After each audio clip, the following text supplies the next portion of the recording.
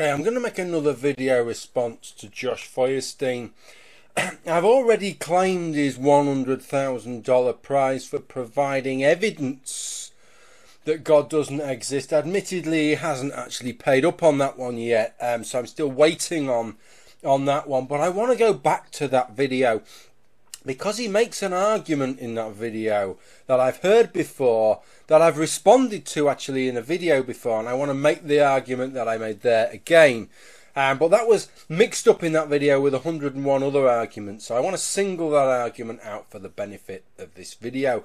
So let's listen to Josh making his argument. You see, if we were to look at absolute truth, and we were to look at the totality of all knowledge, all scientific facts, everything, and we were to be able to draw a circle that would represent it, it would look something like this, broad and expansive and large.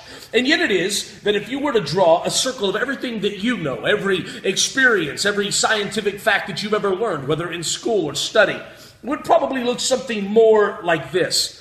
Now, don't you think it's ironic that there's people that have lived in this little circle their entire life that are trying to claim that there's no God that exists outside of their knowledge?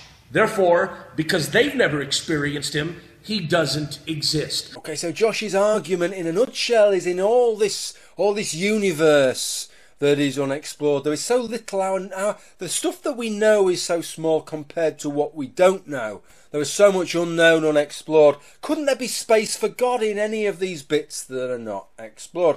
It's seemingly quite a reasonable argument, and it's an argument that in some ways can have some traction, but it's a fallacious argument when made in the simplistic way that Josh makes it, and I'll try and explain why by asking Josh a question in return. It's a question that I've asked before in a video, but it was a video where it tied it in with 101 other things, so I want to major on it in this video. So this is the question to Josh and to any other theist who makes this same argument.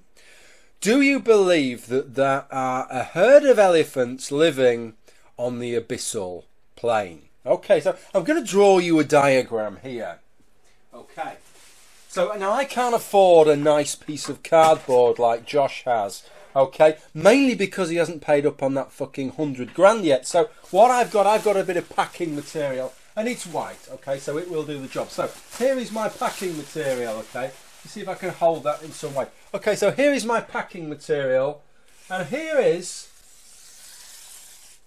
our Abyssal Plain, okay. The Abyssal Plain is the deep ocean, okay. This is most of the deep ocean. Once you've gone off the continental shelf, not including the trenches, it's all the rest of the shite that's down there, okay. And this is the part of the Abyssal Plain that we've actually explored. I think we've explored about 5% of the Abyssal Plain. So 95% of the Abyssal Plain is entirely unexplored. Is it not possible that within this 95% of the unexplored Abyssal Plain that there's a herd of elephants?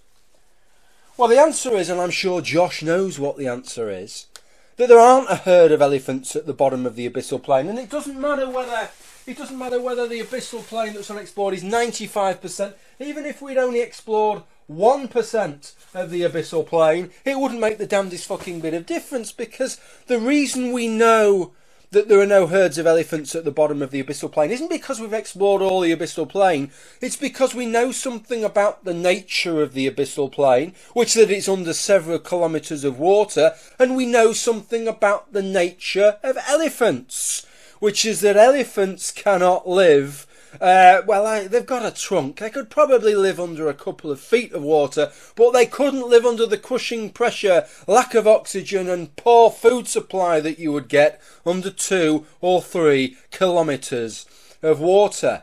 So the thing is, it's exactly the same with God. However much space you've got, whatever things that we don't know about the universe, if there are qualities of God that make his existence logically impossible, for example, then no amount of additional stuff is going to make his existence any more possible. So this is why Josh's argument is naive and simplistic in the extreme, because whilst an appeal to the unknown, whilst the existence of an unknown can provide some space for some concepts of a deity, it doesn't mean it provides some space for all concepts of a deity, and certainly not for concepts of a deity such as Josh espouses, which have inherent logical inconsistencies which no amount of space is going to allow for. Well, thank you for watching this video, and bye for now.